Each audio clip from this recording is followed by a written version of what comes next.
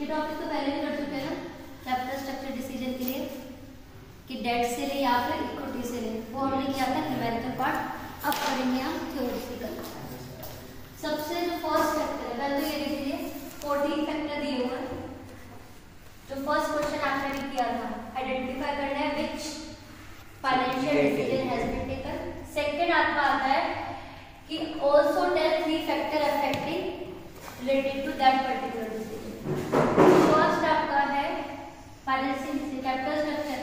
Capital structure कैसा होना चाहिए, जहां पर शेयर होल्डर वेल्थ मैक्सिमाइजेशन हो जाए, वो वाला आपको कॉम्बिनेशन चूज करना है। यानी डेट और इक्विटी का वो कॉम्बिनेशन चूज करना है जहां पर एग्जिस्टिंग शेयर होल्डर को बेनिफिट हो। फर्स्ट फैक्टर है कैश फ्लो पोजीशन। आपका बहुत अच्छा मतलब आपका प्लान है कि क्यों ना हम सारा पैसा डेट से ले लें, उधार ले लें, लेकिन बोरो करोगे तो बेटा इंटरेस्ट पे करनी पड़ेगी, वो कैश पे करनी है। अगर आपकी कैश फ्लो अच्छी है तभी आप डेट ऑफ कर सकते हो, नहीं तो आपको ऑफ करना पड़ेगा इक्विटी। थ्योरेटिकल तो हमने न्यूमेरिकल तो हमने देखा था कि ईपीएस देखनी है, लेकिन ईपीएस जब मैंने पढ़ाया था तभी क्या देखा कि इसके अलावा कुछ और फैक्टर्स भी देखने पड़ते हैं। तो अगर आपकी कैश फ्लो पोजीशन अच्छी है तो आपको लेना है डेट, और आपकी कैश फ्लो पोजीशन वीक है तो आपको लेना है इक्विटी। नेक्स्ट आता है आपका interest coverage ratio. What is this interest coverage ratio? Account में पढ़ा था हमने, याद है कुछ? Interest coverage ratio EBIT upon interest इसका फॉर्मूला है। क्या है इंटरेस्ट कवरेज रेशियो? नाम से आइडिया लग रहा है कि आपका जो प्रॉफिट है वो कितना इंटरेस्ट को कवर कर लेता है। फॉर एग्जांपल मेरा प्रॉफिट है 1 lakh before interest and tax, और मेरी जो इंटरेस्ट है वो है 20,000। कितनी बार मैं इस प्रॉफिट में से इंटरेस्ट दे सकती हूँ? 5 टाइम्स। तो मेरा इंटरेस्ट कवरेज रेशियो कितना आ रहा है? 1 लाख डिवाइडेड बाय 20,000, 5 टाइम्स। अगर मेरा इंटरेस्ट कवरेज रेशियो अच्छा है, यानी कि मेरा प्रॉफिट डेट के इंटरेस्ट का बर्डन सह सकता है, can bear that, then we will off debt, otherwise we will go for equity. Profit आता है मेरा 20,000 या 12,000, इंटरेस्ट मुझे देते हैं 10,000, तो यहाँ रिस्क बहुत ज्यादा है क्योंकि मेरा प्रॉफिट बहुत ज्यादा इंटरेस्ट को कवर नहीं कर पा रहा है, तो मैं फिर इक्विटी को चूज करूंगी, डेट को चूज नहीं करूंगी। नेक्स्ट आपका आता है debt service coverage ratio. This is just like the interest coverage ratio, उसका वाइडर टर्म है ये। डेट सर्विस कवरेज रेशियो में क्या होता है कि आपकी फिक्स जितनी भी कॉस्ट है वो कितना कवर कर पाता है, वही होगा। अगर हाई है, आपका अच्छे से कवर कर पा रहा है सारे फिक्स कॉस्ट को। फिक्स कॉस्ट में क्या किया जाता है? Depreciation, interest, non cash expense के अलावा जो आपका प्रॉफिट आया है, प्रॉफिट आपका डिवाइड कर देते हो आप डिविडेंड, इंटरेस्ट, जो भी आपकी मतलब लायबिलिटीज है, एक फिक्स लायबिलिटी है, उससे डिवाइड करोगे। अगर ये आपका रेशियो हाईयर आ रहा है, यानी कि आप इजीली अपने फिक्स कॉस्ट का बर्डन, फाइनेंस का बर्डन बेयर कर सकते हो, तो आप डेट पे जाओगे, अदरवाइज आप फिर भी इक्विटी पे। नेक्स्ट आता है आपका आरओआई, कॉस्ट ऑफ डेट। ये तो आपको कल बहुत अच्छे से पढ़ाया था, चलिए कल की वीडियो वैसे भी आपको समझ नहीं आया, स्किप नहीं देखी। अगर आपका आरओआई यानी कि रिटर्न ऑन इन्वेस्टमेंट ग्रेटर है कॉस्ट ऑफ डेट से, इसका मतलब क्या है? हाँ जी, ये सबसे इंपॉर्टेंट पॉइंट आता है ट्रेडिंग ऑन इक्विटी। आरओआई का मतलब होता है return on investment, return on investment. अगर आपको उम्मीद है आपकी अर्निंग ज्यादा होगी और आपका जो डेट आपको बोरो करने के लिए जो इंटरेस्ट देनी है वो कम देनी है, तो आप इजीली बाहर से बोरो कर लेंगे और कंपनी को बेनिफिट देंगे। और इसी बेनिफिट को बोलते हैं ट्रेडिंग ऑन इक्विटी, कि आपने डेट का यूज करके इक्विटी को बेनिफिट दिया। इस केस में आप डेट यूज करते हैं, यानी कि अगर आपको फॉर एग्जाम्पल मेरे को अर्निंग की उम्मीद है 10%, ठीक है, और मेरा जो डेट इंटरेस्ट मिल रहा है वो मिल रहा है 6%, मुझे लोन मिल रहा है 6% के ऊपर, तो मेरे को अपने साथ इक्विटी शेयर होल्डर 2 लेने चाहिए या फिर मुझे डेट से पैसे लेने चाहिए? डेट से पैसे। डेट से पैसे क्यों? क्योंकि एक बेनिफिट हो रहा है कि जब मैं डेट से पैसा लूंगी तो मैं इंटरेस्ट पे करूंगी, जिससे मेरा प्रॉफिट कम हो जाएगा। इसलिए बोलते हैं कि interest is tax deductible expense. जब प्रॉफिट कम हो जाएगा तो मुझे और बेनिफिट होगा, टैक्स का बेनिफिट भी मिलेगा और अर्निंग भी मिलेगा। इस केस में जब मेरी कॉस्ट कम है, आरओआई ज्यादा है, रिटर्न ज्यादा मिल रही है, जबकि डेट को पैसा कम देना है, इंटरेस्ट कम देना है, मैं डेट को चूज करूंगी। और अगर मेरी ROI less than cost of debt है, अर्निंग 6% है और इंटरेस्ट आपको देनी है 8%, चूज करोगे क्या? 6 है, इंटरेस्ट 8% है, तो मैं यहाँ पर डेट से पैसा नहीं लूंगी, मैं किससे लूंगी? इक्विटी से। क्योंकि मेरे को मुझे इक्विटी शेयर होल्डर की वेल्थ मैक्सिमाइज करनी है, ना कि डिक्रीज करनी है। तो अगर आपकी रिटर्न, एक्सपेक्टेड रिटर्न जो है वो आपकी ग्रेटर है कॉस्ट ऑफ डेट से, then only you will choose debt. इसी वजह से हमने क्या कैलकुलेट किया था कल? ईपीएस कैलकुलेट करके देखा था, किस केस में ईपीएस आ रही है। और जब ईपीएस कैलकुलेट किया तब भी मैंने हमारे बात में बताया था कि आप इस टाइप से देख सकते हो कि आरओआई ग्रेटर है, then you will choose date.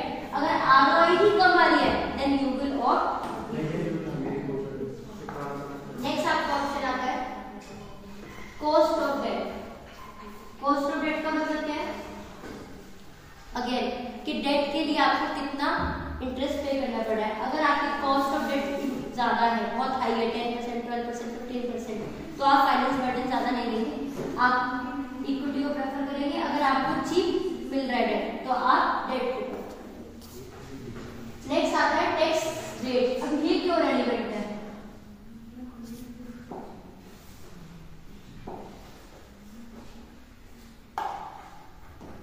जो आपको डेट पर इंटरेस्ट देनी है, इससे आपका प्रॉफिट कम हो जाता है। Interest is called tax deductible expense. कैसे होता है मैं बताया था ना, ईबीआईटी में से माइनस होता है इंटरेस्ट, वो आ जाता है ईबीटी, ईबीटी में से माइनस होता है टैक्स, तो आपका आ जाता है अर्निंग आफ्टर टैक्स। पहले भी टैक्स आने से पहले जब इंटरेस्ट माइनस हो गया तो ये जो आपका प्रॉफिट है ये कम हो गया ना, इस पे टैक्स लगेगा। अगर आपकी टैक्स रेट ज्यादा है तो आप डेट को चूज करोगे, क्योंकि डेट की वजह से आपका प्रॉफिट कम हो जाएगा और टैक्स कम लगेगा।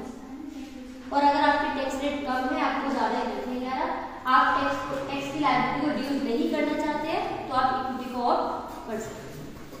क्लियर है?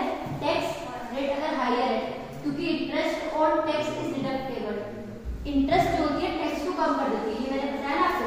अगर वहां पर इक्विटी 10 है और मेरी इंटरेस्ट 2 है, तो मेरा जिस पे टैक्स लगना है कितना है? 8 है। अगर मेरी इंटरेस्ट यहाँ पर नहीं होती,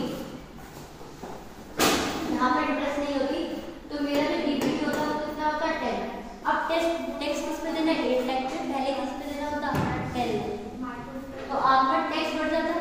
अगर आप टैक्स की लायबिलिटी को रिड्यूस करना चाहते हो तो आप डेट को, बेटा वैसे भी सुना होगा इनकम टैक्स रिटर्न, अभी इस टाइम पे टाइम भी आ रहा है, फाइल रिटर्न कर देती है।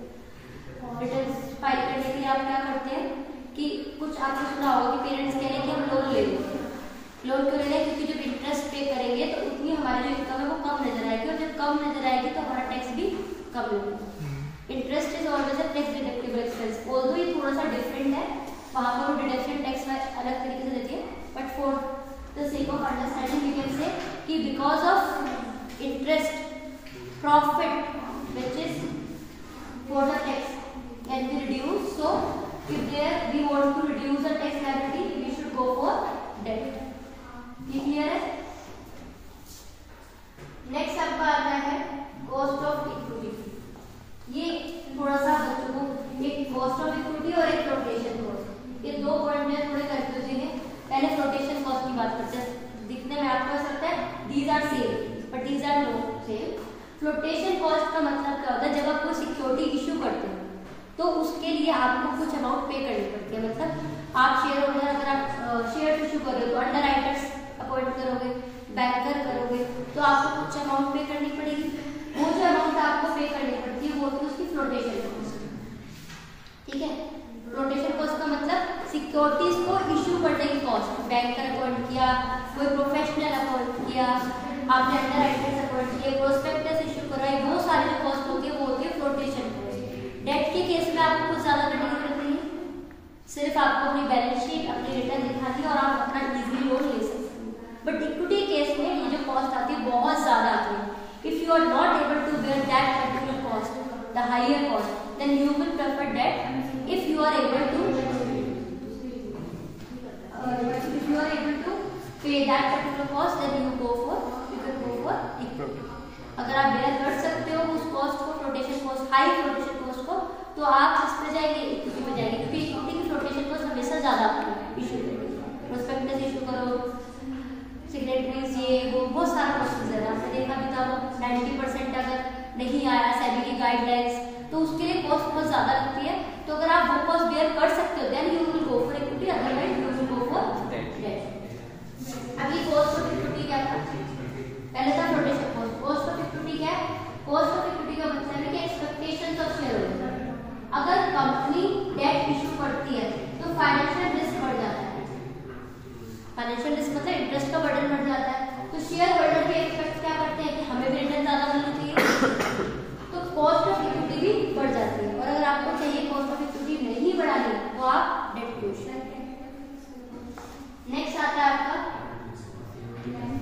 Risk consideration. ये अभी पॉइंट पहले वाले पॉइंट में डिस्कस किया था। रिस्क कंसिडरेशन मतलब अगर आपका ऑलरेडी ऑपरेटिंग रिस्क बहुत ज्यादा है। ऑपरेटिंग रिस्क का मतलब क्या है, देखो दो रिस्क होते हैं आपके बिजनेस में।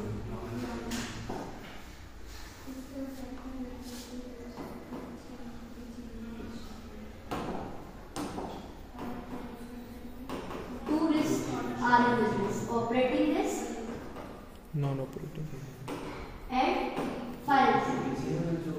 ऑपरेटिंग रिस्क वही जो डे टू डे ऑपरेशन की नेसेसरी है, रेंट, सैलरी, लोन, ये हर बिजनेस का होता है सर। फाइनेंशियल रिस्क अगर आपने बोरो किया तो इंटरेस्ट का बर्डन है, अदरवाइज नहीं। अगर किसी का ऑपरेटिंग रिस्क ऑलरेडी हाई है, उसको ऑलरेडी समझ में नहीं आ रहा कि इतने सारे रेंट, इतना सारा सैलरी, ये सारे एक्सपेंडिचर हम कैसे bear, then they should not go for financial risk. एक रिस्क तो है ही, फाइनेंशियल रिस्क मत बढ़ाओ। और अगर आपका फाइनेंसिंग रिस्क और ऑपरेटिंग रिस्क कम है, हाई ऑपरेटिंग रिस्क होगा तो फाइनेंशियल रिस्क आपका आप कम लेंगे। और अगर आपका लो ऑपरेटिंग कॉस्ट है तो आप फाइनेंशियल रिस्क ले सकते हो। और फाइनेंशियल रिस्क लेने का मतलब डेट इशू करोगे। नेक्स्ट आपका आता है कंट्रोल।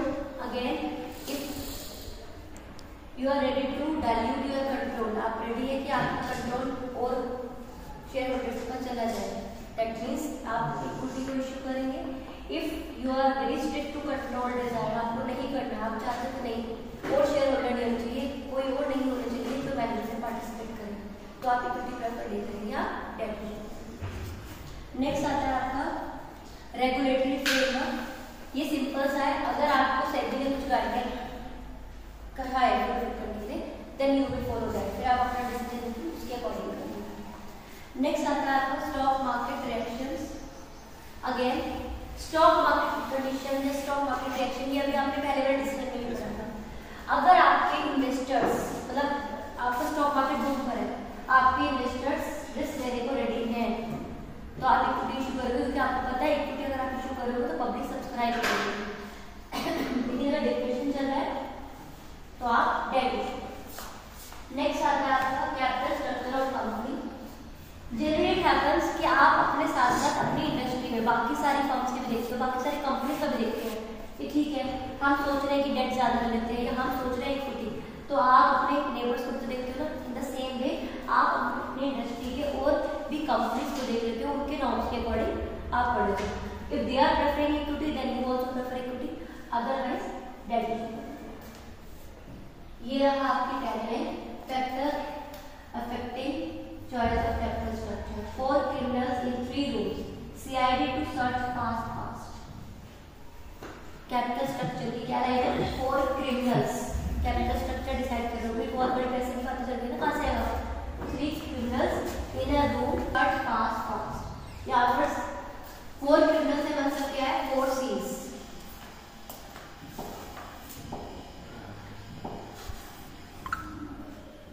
ये याद हो जाएगा भैया। 4 क्रिमिनल्स में क्या क्या है आपका? C is the cash flow position, cost of debt, cost of equity and control. 4 criminals, यहाँ criminals का मतलब 4C है, यहाँ पर देखो ना 4C, 4 times C. In a room, it's for drawing बना रहे in 3 rooms, यानी कि 3 R's. R मतलब return on investment, risk consideration and regulatory framework. CID to start fast. CID control, capital structure, cost of equity तो हो गया. Capital structure 14 Capital structure. Of other companies. I से interest coverage ratio, D से आपका debt service ratio. To start fast यानी कि ऐसे flotation cost, flexibility and one more ऐसे कहाँ पर हमने तो लिखा है fast too fast सर, यानी कि 4 times C है आपका, 3 times R है, फिर CID है, फिर TS है. ये आपका शॉर्टकट है, इसको लर्न करें. कैपिटल स्ट्रक्चर डिसीजन आपका है. 3 आपने डिसीजंस कवर करे, 3 में से कोई एक तो डेफिनेटली आएगी. ठीक है, केस स्टडी देख लेते हैं एक बार इससे रिलेटेड और ज्यादा.